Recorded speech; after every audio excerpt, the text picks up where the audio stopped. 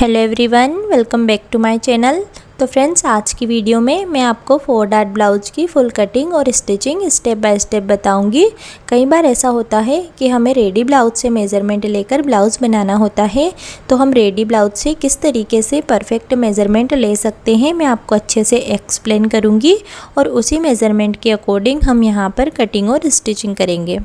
मैंने यहाँ पर ये रेडी ब्लाउज़ लिया है, तो सबसे पहले हमें इसको प्रेस कर लेना है अच्छे से। ब्लाउज पर कोई भी शल वगैरह नहीं रहना चाहिए, तभी हमारा मेज़रमेंट जो है एकदम परफेक्ट और सही आएगा। और हमें हुक को भी यहाँ पर लगा लेना है अच्छे से, और इस तरीके से हम ब्लाउज को एकदम बराबर करके रख देंगे। अब हमें इस ब्लाउज के लिए कौन कौन से मेज़रमेंट लेने हैं तो मैं आपको वो भी यहाँ पे बता देती हूँ। तो सबसे पहले हमें फुल लेंथ का मेज़रमेंट लेना है, उसके बाद हम शोल्डर टू डॉट का मेज़रमेंट लेंगे, उसके बाद हमें अंडर बस्ट का मेज़रमेंट लेना है, फिर हमें चेस्ट या बस्ट का मेज़रमेंट लेना है, उसके बाद हम वेस्ट का मेज़रमेंट लेंगे, उसके बाद हमें डॉट टू डॉट या इसे हम एपेक्स टू एपेक्स भी कह सकते हैं, इसका मेज़रमेंट लेना है। उसके बाद हम आर्म होल का मेज़रमेंट लेंगे, उसके बाद हमें स्लीव का मेज़रमेंट लेना है, तो स्लीव में हमें लेंथ का और राउंड का मेज़रमेंट लेना है।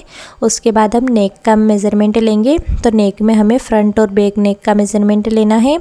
उसके बाद हम रेडी शोल्डर का मेज़रमेंट लेंगे, और अगर आप चाहें तो यहाँ पर बेल्ट का मेज़रमेंट भी आप ले सकते हैं। तो इतने मेज़रमेंट की हमें यहाँ पर ज़रूरत पड़ेगी।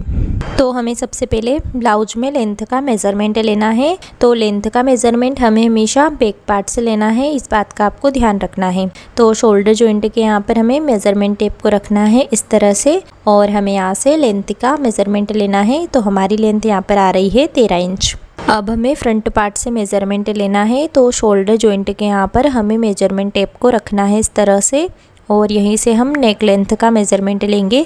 तो नेक लेंथ का मेज़रमेंट हमारा यहाँ पर आ रहा है 6 इंच, आप देख सकते हैं। इसके बाद हमें शोल्डर टू डॉट का मेज़रमेंट लेना है, तो यह डॉट हमारा जहाँ तक भी आ रहा है वहीं तक हमें शोल्डर टू डॉट का मेज़रमेंट लेना है। तो यह मेज़रमेंट हमारा आ रहा है 9 इंच, आप देख सकते हैं इस तरह से। इसके बाद हम चेस्ट का मेज़रमेंट लेंगे, तो हुक पट्टी की तरफ से हमें चेस्ट का मेज़रमेंट लेना है। तो इस तरह से हमें मेज़रमेंट टेप को रखना है और इसको हल्का सा खींचना है हमें। तो हमारी चेस्ट का मेज़रमेंट यहाँ पर आ रहा है 9.25 इंच, तो 9.25 इंच का हम 4 में इंटू करेंगे तो हमें मिलेगा 35। तो यह ब्लाउज 35 साइज का है। अब इसी तरह से हमें कमर का मेज़रमेंट लेना है, तो कमर का मेज़रमेंट हमारा यहाँ पे आ रहा है 7.5 इंच, तो इसका हमें 4 में इंटू करना है, तो हमारी कमर की साइज़ हो जाएगी यहाँ पर 30 इंच। अब हमें डॉट टू डॉट का मेज़रमेंट लेना है, तो इन दोनों डॉट के बीच की जो भी दूरी आएगी वो हमारे डॉट टू डॉट का मेज़रमेंट हो जाएगा। तो हम मेज़रमेंट टेप को इस तरह से रखेंगे और इन दोनों डॉट के बीच की दूरी हमें चेक करनी है। तो 7 इंच हमारे डॉट टू डॉट का मेज़रमेंट हो जाएगा।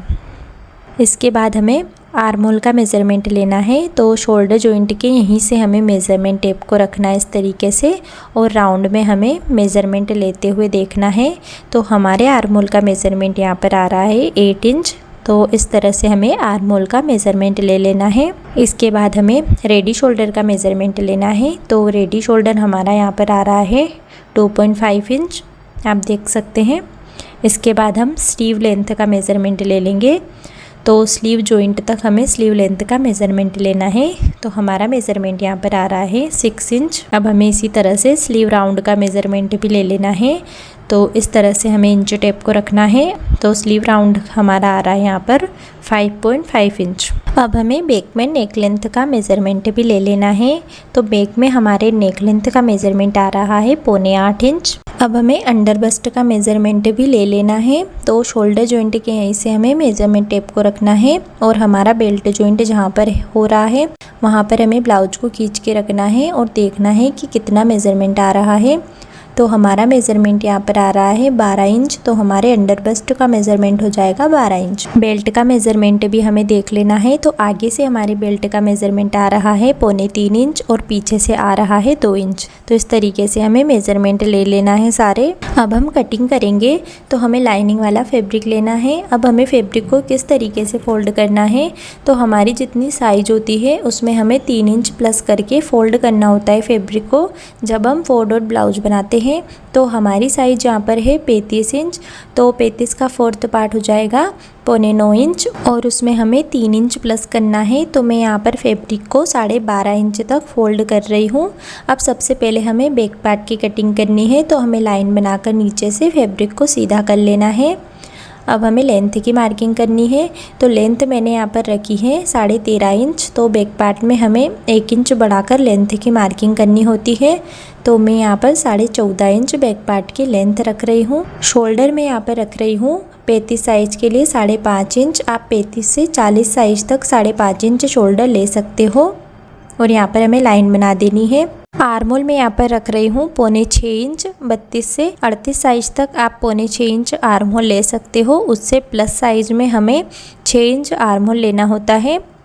यहाँ पर हमें लाइन बना देनी है और चेस्ट लाइन पर भी हमें लाइन बना देनी है इस तरह से।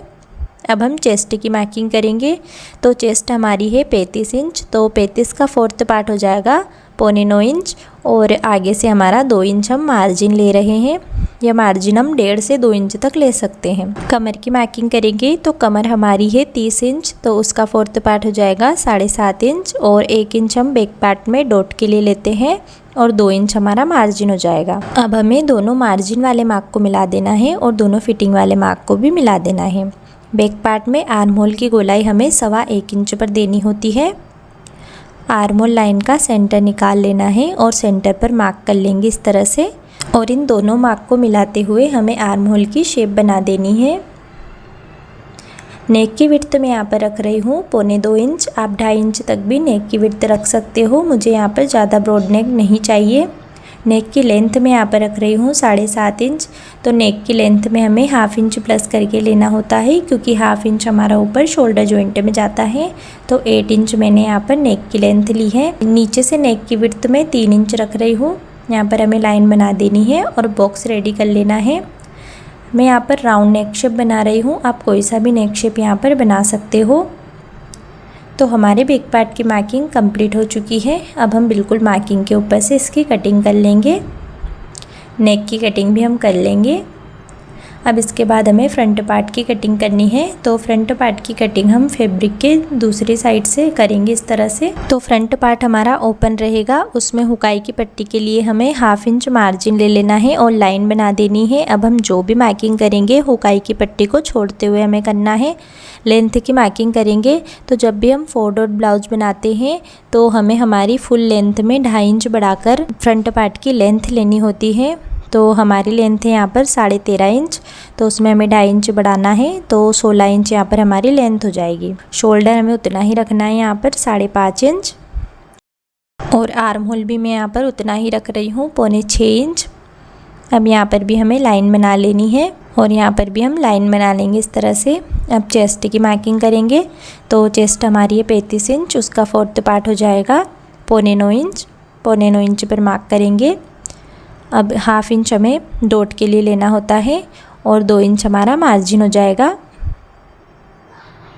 अब हमें कमर की मार्किंग करनी है। कमर हमारी है 30 इंच, उसका 4th पार्ट हो जाएगा 7.5 इंच। तो 7.5 इंच पर मार्क करेंगे। 1 इंच हमें डॉट के लिए लेना होता है और 2 इंच हमारा मार्जिन हो जाएगा। तो हमें दोनों मार्जिन वाले मार्क को मिला देना है और दोनों फिटिंग वाले मार्क को भी मिला देना है। अब फ्रंट पार्ट में आर्म होल की गोलाई हमें 1 इंच पर देनी होती है। आर्म होल लाइन का सेंटर निकालेंगे इस तरह से और सेंटर पर मार्क कर लेंगे और इन दोनों मार्क को मिलाते हुए आर्म होल की शेप बना देंगे अच्छे से। अब नेक की विड्थ में यहाँ पर 2.25 इंच रख रही हूँ। नेक की लेंथ में यहाँ पर रख रही हूँ 6 इंच। तो उसमें हमें 1/2 इंच प्लस करके लेना होता है, क्योंकि 1/2 इंच हमारा ऊपर शोल्डर जॉइंट में चला जाता है। तो नेक की लेंथ में यहाँ पर ले रही हूँ 6.5 इंच। नीचे से नेक की विड्थ में ले रही हूँ 3 इंच। अब यहाँ पर भी हमें इस तरह से बॉक्स रेडी कर लेना है और मैं यहाँ पर राउंड नेक शेप बना रही हूँ। आप कोई सा भी नेक शेप यहाँ पर बना सकते हो। अब हमें अंडर बस्ट की मार्किंग करनी है। तो अंडर बस्ट की लेंथ हमारी है 12 इंच। तो उसमें हमें 1 इंच प्लस करके लेना होता है, क्योंकि 1/2 इंच हमारा ऊपर शोल्डर जॉइंट में जाता है और 1/2 इंच हमारा नीचे बेल्ट जॉइंट में चला जाता है। तो इस तरह से हमें अंडर बस्ट की लेंथ 13 इंच पर लेनी है और यहाँ पर हम लाइन बना देंगे। अब हम बेल्ट की शेप बनाएंगे, तो उसके लिए हमें 1/2 इंच ऊपर की तरफ मार्क करना है और इस तरह से हम बेल्ट की शेप बना देंगे। अब हमें शोल्डर टू डॉट की मार्किंग करनी है।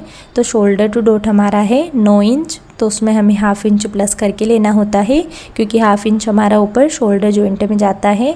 तो 9.5 इंच यहाँ पर हमारा शोल्डर टू डॉट हो जाएगा।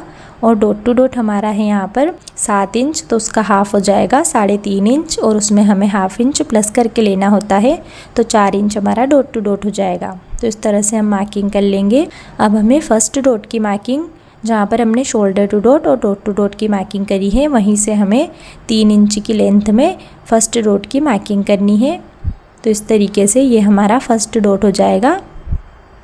अब डॉट की गैप में यहाँ पर 35 साइज में 1.5 इंच रख रही हूँ। आपको 1.5 इंच पर चारों डॉट की मार्किंग कर लेनी है। आपको इन चारों डॉट की मार्किंग इस तरह से करनी है कि हमारा बीच में सर्कल बन जाना चाहिए, इस तरह से। अब आर्म होल के यहाँ से हमें 1 इंच पर मार्क करना है और फिटिंग के यहाँ से हमें 2.5 इंच पर मार्क कर लेना है, इस तरह से। और चारों डॉट की हमें यहाँ पर मार्किंग कर लेनी है। इस तरह से लाइन बनाकर हम चारों डॉट की मार्किंग कर लेंगे यहाँ पर। तो हमारी फ्रंट पार्ट की मार्किंग यहाँ पर कंप्लीट हो चुकी है। अब हम बिल्कुल मार्किंग के ऊपर से इसकी कटिंग कर लेंगे, इस तरह से। नेक की कटिंग भी हम कर लेंगे। अब हम स्लीव्स की कटिंग करेंगे। तो मैंने बचे हुए फैब्रिक को यहाँ पे इस तरीके से जोड़ लिया है। अब हम इसको 4 फोल्ड करेंगे। जब भी हम स्लीव की कटिंग करते हैं तो हमें फैब्रिक को 4 फोल्ड कर लेना होता है, इससे हमारी दोनों स्लीव्स एक साथ कट हो जाती हैं। तो सबसे पहले हम लेंथ की मार्किंग करेंगे। तो स्लीव की लेंथ है हमारी यहाँ पर 6 इंच, तो उसमें हमें 1 इंच प्लस करके लेना होता है। तो मैं यहाँ पर 7 इंच पर मार्क कर रही हूँ। यहाँ पर हमें लाइन बना देनी है। स्लीव डाउन में यहाँ पर कर रही हूँ 3 इंच पर, 3 इंच पर मार्क कर लेंगे। यहाँ पर भी हमें एक लाइन बना देनी है। अब स्लीव राउंड हमारा है 11 इंच, तो उसका हाफ हो जाएगा 5.5 इंच। तो 5.5 इंच पर हम मार्क करेंगे। और ब्लाउज में हमने जितना मार्जिन लिया है उतना हमें यहाँ पर मार्जिन ले लेना है 2 इंच। अब स्लीव डाउन वाली लाइन पर हमें हमारे आर्म होल का मेज़रमेंट मार्क करना है। तो आर्म होल हमारा है 8 इंच। अब हमें यहाँ पर एक सीधी लाइन बनानी है, इस तरह से। और इस सीधी लाइन का हमें सेंटर निकालकर सेंटर पर मार्क कर लेना है। और इसी सेंटर मार्किंग से हमें हाफ इंच नीचे की तरफ मार्क करना है। अब हमें यहाँ से एक मार्किंग हाफ इंच पर करनी है और एक मार्किंग हम 1 इंच पर कर लेंगे। अब सेंटर वाली मार्किंग को और 1 इंच वाली मार्किंग को मिलाते हुए हमें इस तरह से स्लीव का शेप बनाना है। और दोनों हाफ इंच वाली मार्किंग को मिलाते हुए हम स्लीव में गहराई वाला शेप बना देंगे, इस तरह से। अब हमें यहीं से हमारे आर्म होल का मेज़रमेंट लेकर देखना है कि हमारा आर्म होल कहाँ पर आ रहा है। तो हमारा आर्म होल है 8 इंच, तो हमारा आर्म होल जहाँ भी आ रहा है वहाँ पर हमें मार्क कर लेना है। वही मार्क हमारा फिटिंग वाला मार्क होगा। तो दोनों फिटिंग वाले मार्किंग को हमें मिला देना है। अब यहीं से हमें आगे की तरफ मार्जिन का मार्क करना है और मार्जिन वाले दोनों मार्क को भी हमें मिला देना है, इस तरह से। तो हमारे स्लीव की मार्किंग यहाँ पर कंप्लीट हो चुकी है। अब हमें स्लीव को बिल्कुल मार्किंग के ऊपर से कट कर लेना है। सेंटर में कट लगा देंगे और स्लीव्स में हमें गहराई का शेप भी कट कर लेना है, इस तरह से। तो अब हम इसकी स्टिचिंग करेंगे। हमें मेन फैब्रिक को लाइनिंग वाले फैब्रिक के ऊपर इस तरह से बराबर करके रखना है और पिन अटैच कर देंगे। इसके बाद हम सबसे पहले नेक पर स्टिच लगाएंगे।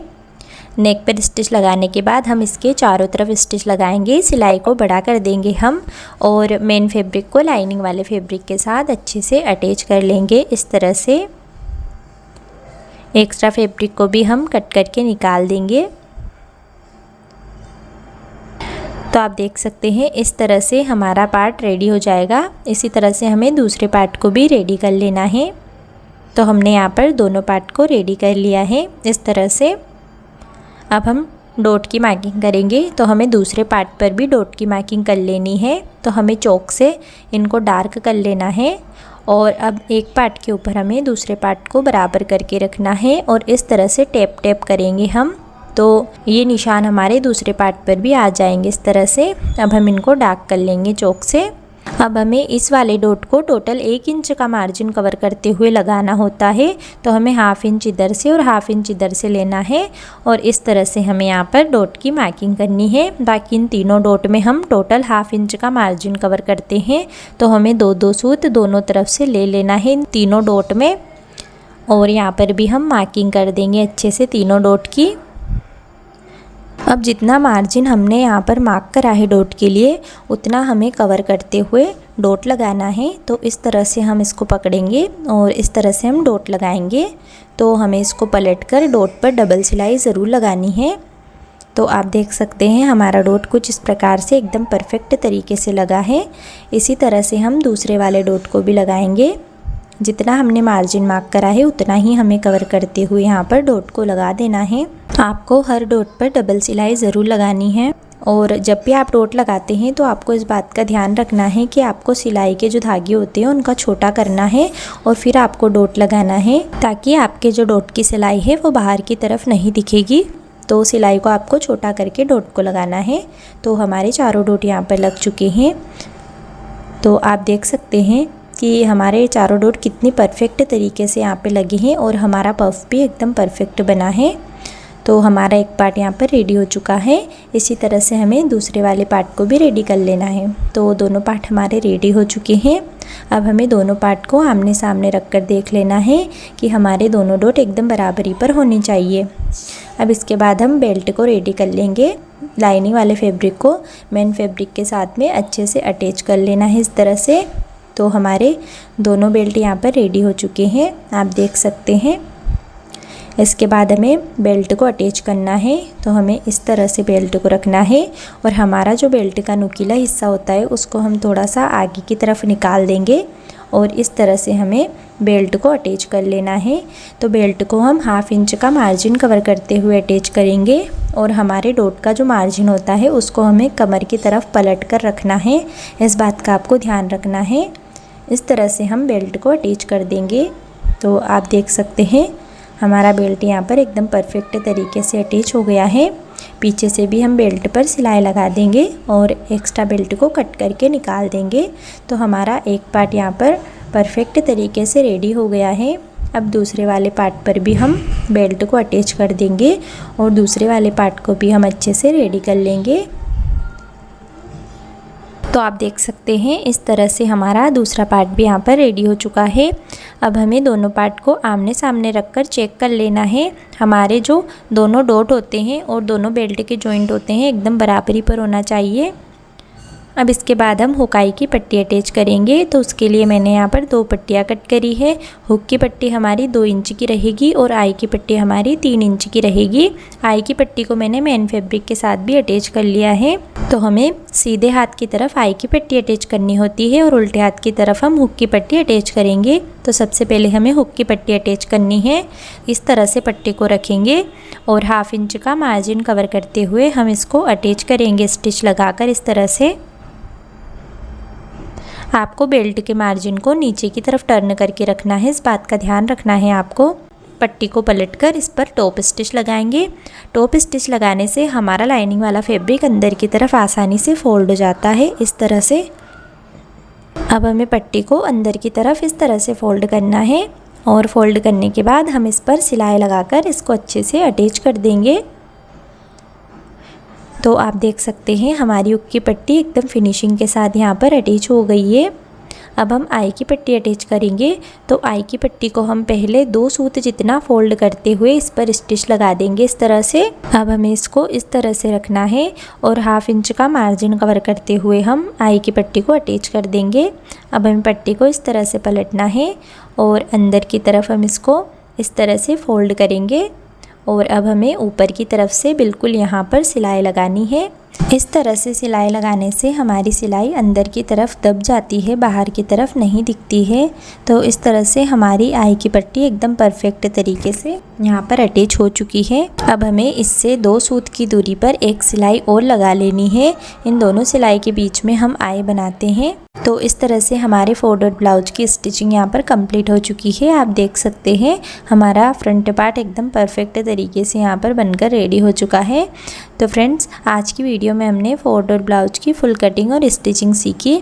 अगर आपको वीडियो पसंद आया हो तो वीडियो को लाइक शेयर ज़रूर कीजिएगा और आगे भी स्टिचिंग से रिलेटेड इसी तरह की यूज़फुल वीडियो देखने के लिए चैनल को सब्सक्राइब ज़रूर कर लीजिएगा।